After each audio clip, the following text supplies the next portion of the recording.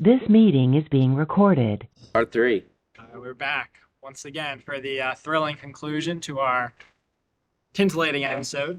All right, so this is my, I guess, call it showstopper, kind of just like my, big thought-provoking question, kind of try to bring it home. So kind of tying together a lot of the stuff we've heard, right? We talked a lot about youth sports, you coaching baseball and football. Um, you know, Talked about you growing up, kind of tracing through your life. And so, obviously I think about you, I draw a lot of parallels to somebody we mentioned, right? Coach Pop-Up, my grandfather, your dad. Love Coach Papa. Shout out, in heaven. I think tomorrow, 7 years, right? Anniversary. Yep. Yep. So I guess like when I think about how you, have contributed so much to my childhood and growing up and the community and the town as, a coach, and a leader, I think about how you got a lot of that from him and his example.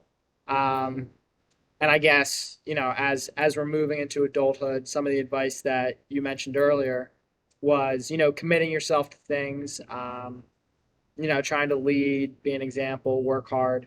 And so I'm curious about how you view yourself, and your role within the communities that you're a part of, especially, the community of Haddonfield, which you've been a part of for so long. And how you go about, carving out a place for yourself as almost like a pillar of the community. Like an example that I think you've probably taken from Pop-Up and that you've built for yourself. So I'm just curious your perspectives on that. What do you think about that? Wow. What a good question. Yeah, that was a lot. Was it a showstopper? It was a stopper, showstopper, all right. Nice. I don't know if I would go pillar. Well, sometimes the crazy thing about pillars is you don't even really see them. They're load bearing, but Yeah, that's Yeah. true, and it's probably for others to determine, right? And I'm the other, and it's you're the other. I appreciate that. I would say like wherever I'm at, um, I'm usually there because I want to be there, right? So whether it's at work, or whether it's here in the community or with you guys or whatever. And so if I see something that I can help with, I'd rather help than complain about it. And if I'm not helping with something, it's probably because I'm okay with it. I'm like, I don't need to get involved in everything. I don't need to kind of mix it up just to mix it up. But if I'm wherever I'm at, I'd like to be whatever leader is leader. So some things don't need the big leader. So it's kind of does. But then, another shout out to Mr. Park. Like there's been several points where we were like, some XYZ is not going to happen unless we kind of roll our sleeves up and either get more people or just do something ourselves, whether it's baseball or the fields around town or whatever. And so that's always helpful to have somebody like that.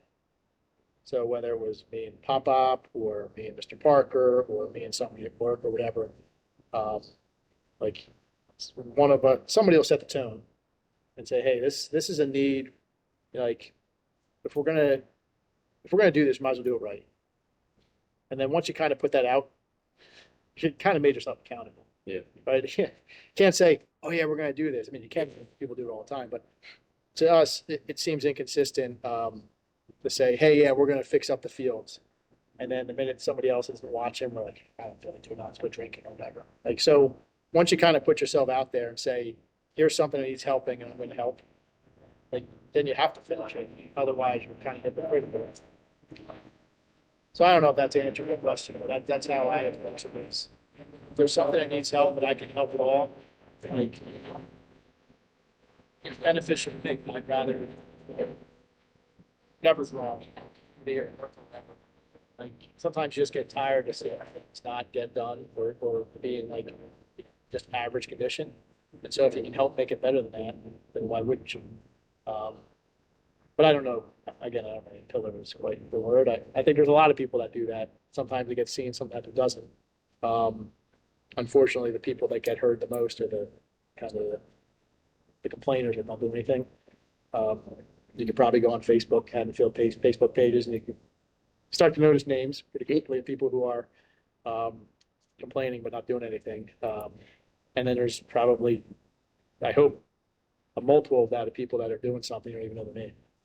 But when you walk by I don't pay attention to like the Facebook pages, so I don't know the names for this kind of stuff, but like you walk to Evergreen, is it? There's like that little cool park that's got like the giraffe and whatever. Somebody did that. Yeah. It just didn't happen, right? Yeah. So that stuff's kind of cool. Or if we go to like, we were very involved with others, but Mr. Parker and I with the baseball, the varsity field. But there's other fields that I, you know, I assume at some point I'm going to go to Crow's Woods in the next 10 years and it's going to be like beautiful. Yeah. No more flooding, no more whatever. Somebody had to get involved and do that. Probably somebody who doesn't have much of an interest in it. They didn't have a kid, they went through it. Work is the same way. The job, you get paid. Some days suck, some days are good. Sometimes you're wondering if your team's rowing in the same direction, but when there's certain, and like, your dad's got clients that rely on him for good advice and to care about whatever their issues are. And I don't practice law anymore, but like I have clients and I have families that like they rely on me to like take control of whatever situation I'm getting involved with them. And there might be times where like a particular team's kind of mailing it in or phoning it in, and they're just getting past like some period of time, but not moving anything forward. Like I'd rather be part of putting a better experience together, even if it's more work up front. And you start seeing like there's no system there already. You either have to create it or you just don't do it. And so if you're the kind of person who's okay with just surviving a situation, living in town for a bunch of years, raise your kids, get out of the school system what you can, and then moving on, then maybe you're not going to invest. But if you're going to be here and you're thankful that whatever our kids experienced that somebody else put in place, like, well, you kind of want to leave it a little better at least than when you found it. So that's the only way I think of it. I don't know about it's pillar talk or whatever. But you do know my favorite phrase about leaders. I do. I'm reading a book that's got it on the title right There now. you go. It Leaders is- eat last. They eat last. Yep. Last. They still got to eat, but they eat last. Last. And Mm. and the other thing is, and it's from one of our favorite movies. Whether it's in town or at work or with certain, difficult people in different walks, different areas. People don't agree. This is politics. This could be politics too, but I don't. Obviously, we're not going to get into that. Point of views will always be different, and legitimately different, right? Two very smart people, caring people can differ on whatever the issue of the day is, social or political. But what we unfortunately see now, from whatever side you want to look at, is combined with like almost like shitting on people for no reason, like unnecessarily. And that leads to our favorite movie line is, I don't like bullies. Like, I don't care where they're from. I don't care where they're from. And I can remember, again, I don't know that this is terribly uncommon because I see a lot of people stepping up when they need to, like since I was younger. But I remember in high school, there was a couple of us where like, we started seeing like some really big kid picking on like a little kid. And so we would just step in, and even though the big kid was bigger than us, we were older. Yeah. And we're like, no, right? Or at work, you see like somebody senior trying to like bully somebody younger into doing something, doing their job, or treating them badly. And it's like, well, why are you doing this? What are you trying to achieve by this other than make yourself feel like a big person? So it doesn't happen just in Captain America with Steve Rogers, but it happens in politics. It happens in the town, right? Like, again, I actually don't go on Facebook much anymore. Actually, my wife got locked out, so I don't know if she's going on much anymore, but she would show me things. And there were just like these weird, like, almost like internet muscles. And somebody's like posting something, like crapping on somebody or a class of people, for I don't know what purpose, just to feel good about it. But it's like, just talk about the issue. Don't try to bully them into like feeling bad about themselves. So I think accountability where you're at, trying to leave it better than when you found it, and doing good things in a way that's not like not necessarily hurting people or bullying people or whatever. Like if you just do that kind of stuff, like you can't go wrong. And then more people will see that and they'll do it. And I think people already do. It takes one bad person or one ill-advised person to kind of undo what 10 or 12 good people do because it sets a bad vibe. So go out and set good vibes. Not to be like a beachy guy, but the whole what is this called? The whole Mahala or whatever. Kalua, Mahala. Whatever it is. Ask the Rock. He does that. Did I answer? Yeah, I feel like I just talk like an old guy and I don't answer the questions all that squarely. I kind of rephrase them how I want to. No, All right? Yeah. Chris, what do you think? What grade do you give me? A+. Honestly, I'm the genuinely sorry, Pepe, but I think this was the best episode I think we've had, and Yeah. I just feel really inspired now. Like I don't know how to describe it, but like All right. I don't know. I just want to go out and do good things. I don't know how to describe it, but You do good things already, so just keep doing them.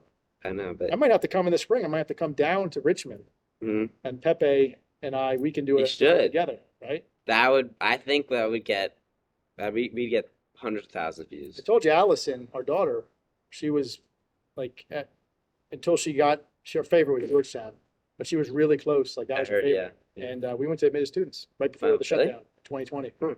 We sat there. Half the people in the room had masks on. I'm like, why are they wearing masks? I didn't know what was Yeah. going on. Yeah. I was totally oblivious in late February.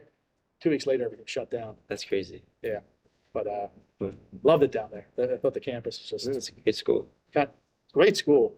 The campus, though, it's like Candyland. It It's like a park, yeah. is like a beautiful like fantasy. Everything is great. in the Yeah. right spot. Everything's manicured. It's, Definitely a bubble, but well, I mean, in a good way. no, it's great. And I actually like this summer was really nice. Actually, like I felt like I lived in Richmond, being that like I could go out and like explore the city more. Yeah, than I do there in that school. campus, Princeton, Princeton's loved. beautiful. Duke is beautiful. Yeah, And then Notre Dame, of course, it's like I've been all of them besides Notre Dame. it's immaculate. Yeah, sure. You start thinking like, am I getting punked here? Like there's not a blade of grass that's off. It's just like it's all mowed the right way. And, Yeah. Anyway, I take too much of your guys' time.